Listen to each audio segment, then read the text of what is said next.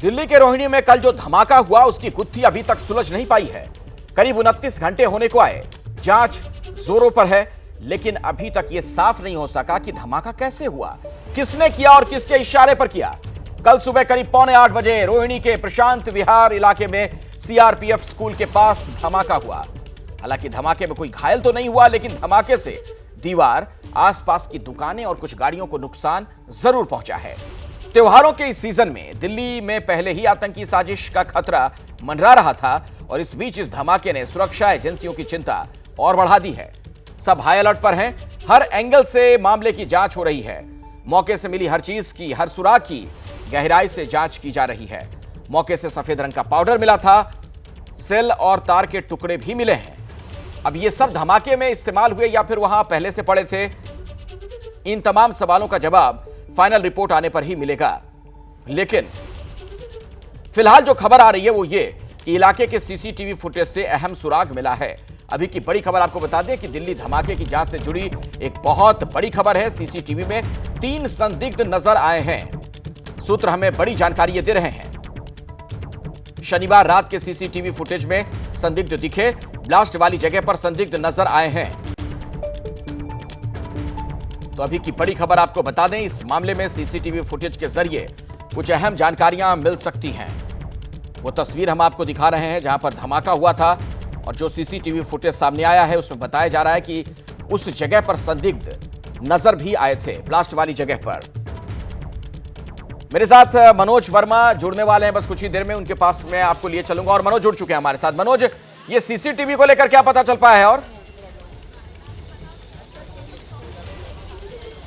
जी बिल्कुल, देखिए अखिलेश, सूत्रों का साफ तौर पर यह कहना है कि जो सीसीटीवी फुटेज खंगाली गई है उसके अंदर शनिवार की रात को कुछ 3 संदिग्ध नजर आ रहे हैं, जिसमें से एक जो शख्स है उसके ऊपर पुलिस को शक गहरा रहा है, क्योंकि वो जो शख्स है वो ब्लास्ट वाली जगह पर, तस्वीरें आपको दिखाना चाहूँगा कि ये जो जगह है यहीं इसी जगह पर, ब्लास्ट वाली जगह पर वो शख्स वाइट टी शर्ट पहने हुए घूमता हुआ नजर आ रहा है। कुछ देर वो यहाँ पर रुका भी और उसके बाद वो यहाँ से निकल गया है। उसके अलावा भी 2 और शख्स पुलिस को नजर आए हैं। तो फिलहाल वो शख्स कौन है अभी तक इस बारे में जानकारी नहीं मिल पाई है। तमाम और इलाकों के सीसीटीवी फुटेज खंगाले जा रहे हैं। लगातार स्पेशल सेल की टीम, इसके अलावा एनआईए की टीम या और भी जो एजेंसीज हैं वो इस ब्लास्ट की गुत्थी को सुलझाने में लगे हुए हैं कि आखिरकार इस ब्लास्ट को करने के पीछे का मकसद क्या था। लेकिन उन संदिग्धों की तलाश भी ज़रूरी हो जाती है। तो स्पेशल सेल की टीम तो तलाश कर ही रही है, साथ ही साथ जो लोकल पुलिस है वो भी तलाश में जुटी हुई है, क्योंकि अभी तक ये भी नहीं साफ हो पाया कि आखिरकार ब्लास्ट करने के पीछे का मकसद क्या था, ब्लास्ट किस चीज से किया गया, किस चीज में किया गया। तो तमाम ऐसी पहेलियां हैं जो अभी सुलझना बाकी हैं। तमाम एजेंसीज इसको सुलझाने में लगी हुई हैं। आगे आपसे बात करूंगा, कुछ और जानकारी आपसे लूंगा। दिल्ली में कल जो धमाका हुआ वो किसने किया, किसके ऑर्डर पर हुआ, ये अभी तक साफ नहीं हो पाया है।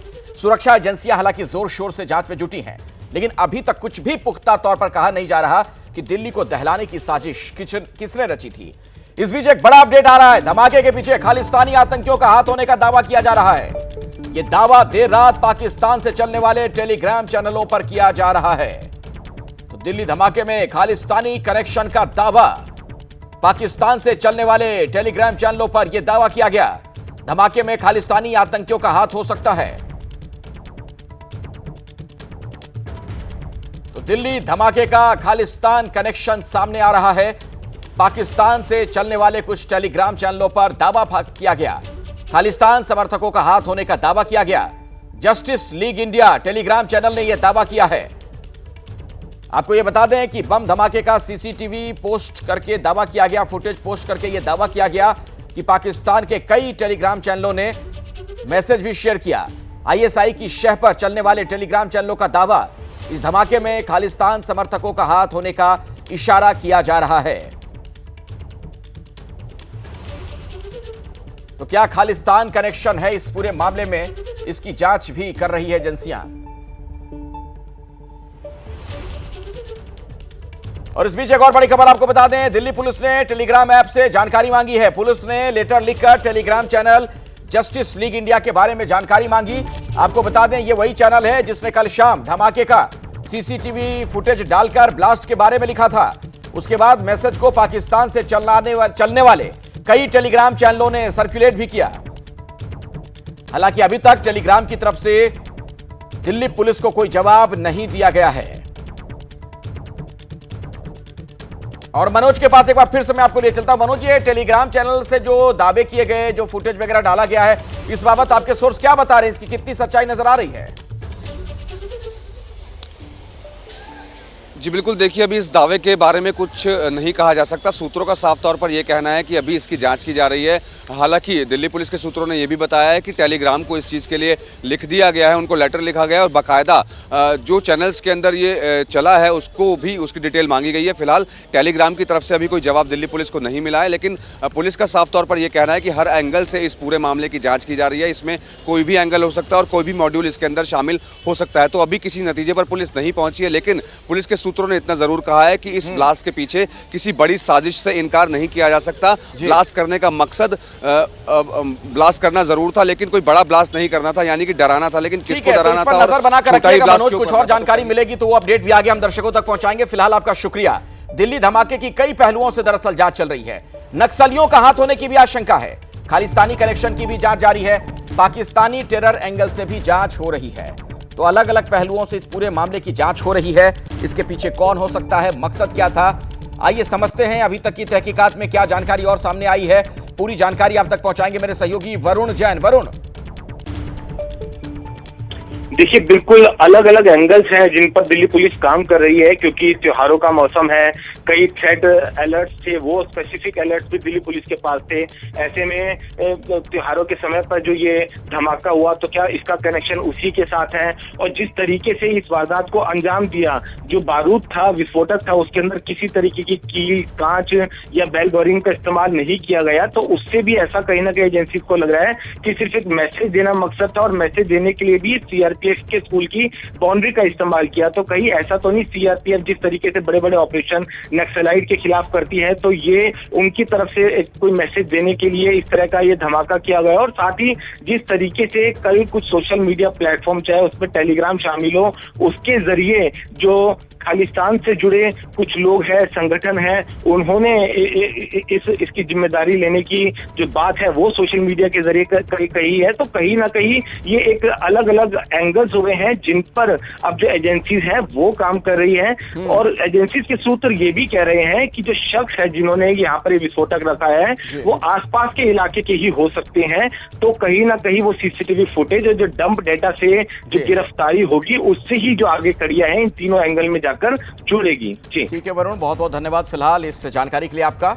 दिल्ली के रोहिणी में कल जो धमाका हुआ उसमें गनीमत ये रही कि कोई घायल नहीं हुआ, किसी की जान पर नहीं बनी, लेकिन धमाके से स्कूल की दीवार, कुछ गाड़ियां, आसपास की दुकानों को बहुत नुकसान पहुंचा। आइए आपको दिखाते हैं मेरी सहयोगी अजातिका सिंह की ग्राउंड रिपोर्ट। तमाम दुकानें हमने आपको दिखाई जिसमें नुकसान हुआ है बीते दिन हुए बम ब्लास्ट के बाद। उस दुकान के ही मालिक इस वक्त हमारे साथ हैं। सर, क्या नाम हुआ?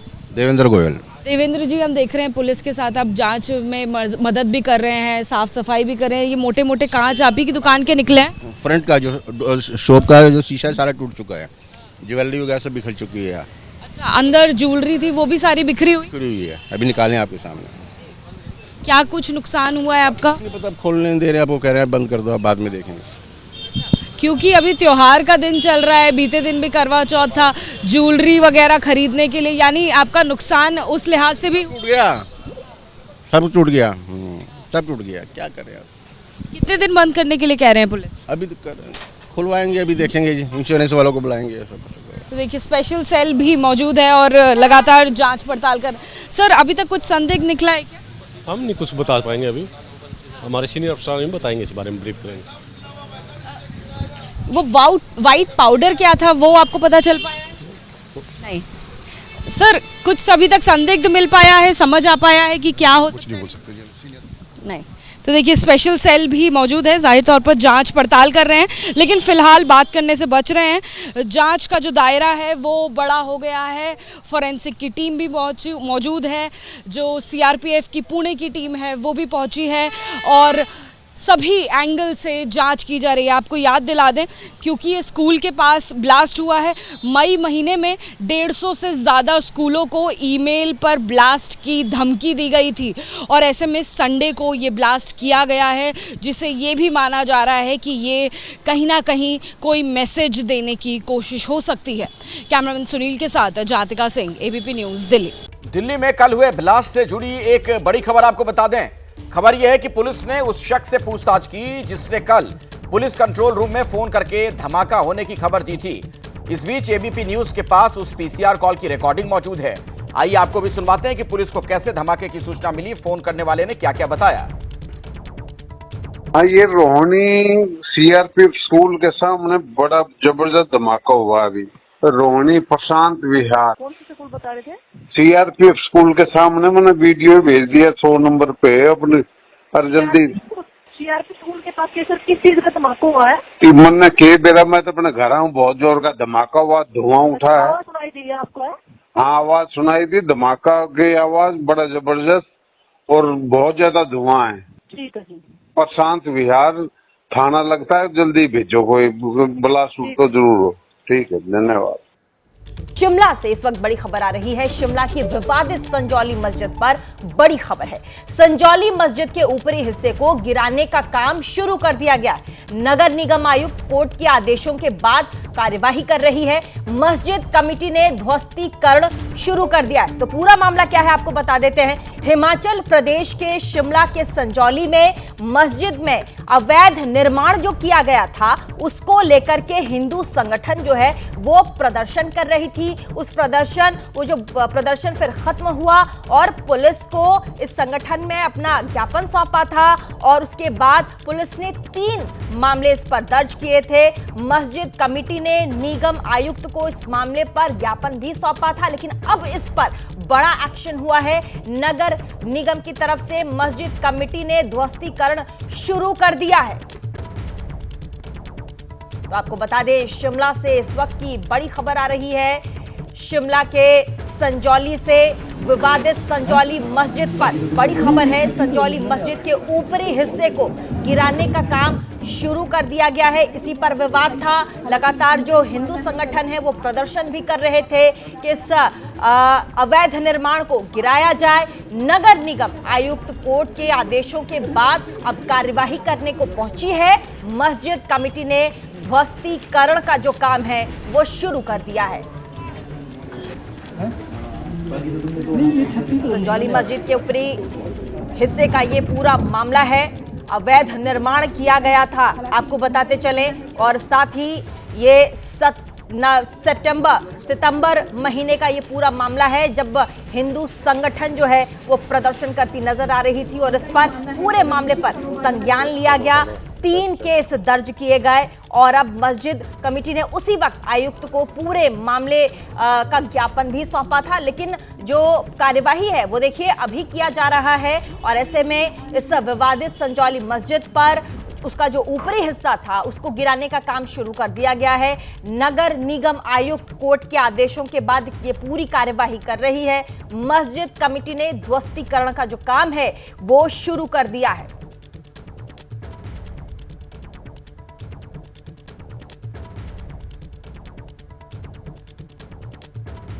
शिमला के संजौली में जो 5 मंजिला मस्जिद बनाई गई है, वहां पुरानी छोटी मस्जिद की जगह एक अवैध इमारत खड़ी कर दी गई थी। ये पूरा मामला क्या है थोड़ा समझते हैं। 5 मंजिला मस्जिद पर, पुरानी छोटी मस्जिद पर ऊपर की तरफ एक छोटी सी इमारत बनाई गई थी, पुरानी छोटी मस्जिद, और उसी को लेकर के ये पूरा विवाद था। मंजिला काफी बड़ा था। हिंदू संगठन कह रहा था कि अवैध निर्माण है। हमारे साथ इसी खबर पर अंकुश डोभाल जुड़ गए हैं। ताबड़तोड़ कार्यवाही, पहले तो जो हिंदू संगठन है वो उन्होंने विरोध प्रदर्शन किया कि भाई ये पूरा का पूरा अवैध निर्माण है, इसको गिराइए। उसके बाद पुलिस ने संज्ञान लिया और आज नगर निगम पहुंच गई है। हमारे साथ इसी खबर पर पराक्रम राठौर जुड़ गए हैं फोन लाइन पर। जरा अपडेट दीजिएगा पराक्रम जी। पहले तो इस पूरे मामले पर अचानक से आज नगर निगम आयुक्त पहुंच चुका है। इससे पहले हिंदू संगठन ने इस पूरे मामले को लेकर के विरोध जताया था। देखिए, जिस तरह से 5 मंजिला अवैध मस्जिद है और उसको तोड़ने के जो है एमसी कोर्ट ने आदेश दिए थे और जो मस्जिद कमेटी है संजौली मस्जिद कमेटी को ये आदेश जारी किए हैं और उसी पर अमल करते हुए संजौली मस्जिद कमेटी ने जो है अभी इस मस्जिद के अवैध हिस्से को गिराने का काम शुरू कर दिया है। आपको आवाजें आ रही होगी, जो कि छत से जो है ये मस्जिद अभी गिराई जा रही है। जो छत की टीन है उसको निकाला जा रहा है और इसको निकालने में अभी वक्त लग सकता है। जो मस्जिद कमेटी के अध्यक्ष है मोहम्मद लतीफ, उन्होंने कहा है कि काम बहुत बड़ा है और लेबर ज्यादा यहाँ लगाई नहीं जा सकती और यहाँ पर बुलडोजर भी नहीं लगाया जा सकता, क्योंकि काफी घनी रिहाइश है। ऐसे में जो है हाथों से काम करना पड़ेगा। तो 2 महीने से ज्यादा वक्त इस मस्जिद को, जो अवैध 3 मंजिलें हैं, उसको गिराने में लग सकता है। फिलहाल ताजा अपडेट यह है कि काम शुरू हो गया है, लेबर आ चुकी है और ऊपरी जो छत है, तो लेबर्स आ चुके हैं, उसको निकालने का काम शुरू हो गया है, शुरू हो चुका है। मस्जिद की तरफ से ही जो लोग हैं वो अपना काम शुरू कर रहे हैं। जो अवैध निर्माण किया गया था फिलहाल उसे ध्वस्त किया जा रहा है। बड़ी खबर इस वक्त दिल्ली से आ रही है। दिल्ली से भारतीय जनता पार्टी से इस वक्त खबर है, संगठन चुनाव को लेकर के बीजेपी की बैठक शुरू हो गई है। जेपी नड्डा की अध्यक्षता में इस पूरी बैठक को बुलाया गया है। बैठक में सभी प्रदेश अध्यक्ष और प्रभारी मौजूद हैं। बीजेपी ने हाल ही में संगठन चुनाव के लिए राष्ट्रीय चुनाव अधिकारी और राष्ट्रीय सह चुनाव अधिकारियों की नियुक्ति की है। पार्टी आलाकमान ने राष्ट्रीय अध्यक्ष एवं राज्यसभा सांसद डॉक्टर के लक्ष्मण को संगठन चुनाव के संचालन के लिए राष्ट्रीय चुनाव अधिकारी नियुक्त किया है। और ये देखिए 4 तस्वीर इस वक्त हम आपको दिखा रहे हैं, बीजेपी मुख्यालय की है। जेपी नड्डा का स्वागत, भारतीय जनता पार्टी के राष्ट्रीय अध्यक्ष हैं, उनका स्वागत पहले किया गया। दूसरी तस्वीर में देखिए भारतीय जनता पार्टी के राष्ट्रीय अध्यक्ष यानी कि जेपी नड्डा ने दीप प्रज्वलन किया है। तीसरी जो तस्वीर है वो मुख्यालय की है, जहां पर तमाम जो प्रभारी हैं, जो अध्यक्ष हैं दूसरे राज्यों की, वो एक साथ बैठक कर रहे हैं और चर्चा के लिए तमाम जो प्रभारी हैं, जो अध्यक्ष हैं, वो मौजूद हैं। उसकी भी तस्वीर इस वक्त हम आपको दिखा रहे हैं। तो देखिए, आगामी आने वाले समय में 2 राज्यों में चुनाव भी हैं, झारखंड और महाराष्ट्र। और ऐसे में बातचीत और रणनीति पर भी बातचीत हो सकती है। हमारे साथ फोन लाइन पर नीरज पांडे जुड़ चुके हैं, एक बार जल्दी से उनका रुख कर लेंगे। नीरज, बड़ी खबर इस वक्त दिल्ली से, संगठन की बैठक है, क्या कुछ हो सकता है? मंथन किस विषय पर होगा? दूसरे जो राज्य हैं उनके अध्यक्ष और प्रभारी मौजूद हैं।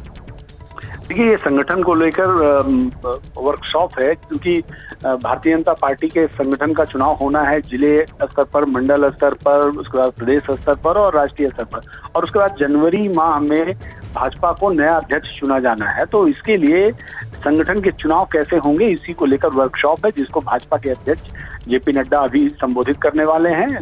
सभी राज्यों के प्रदेश अध्यक्ष, सभी राज्यों के संगठन मंत्री, महामंत्री ये मौजूद हैं। इसके अलावा जो संगठन चुनाव से रिलेटेड प्रभारी और सह प्रभारी बनाए गए हैं, के लक्ष्मण और उनके साथ की जो टीम है, वो मौजूद हैं। और इस बैठक का मेन पर्पज यही है कि संगठन चुनाव जल्द से जल्द करा लिए जाएं और उसके साथ ही राष्ट्रीय अध्यक्ष का चुनाव भी हो जाए। इसी कारण से आज ये वर्कशॉप बुलाई गई है। ठीक है, ठीक है।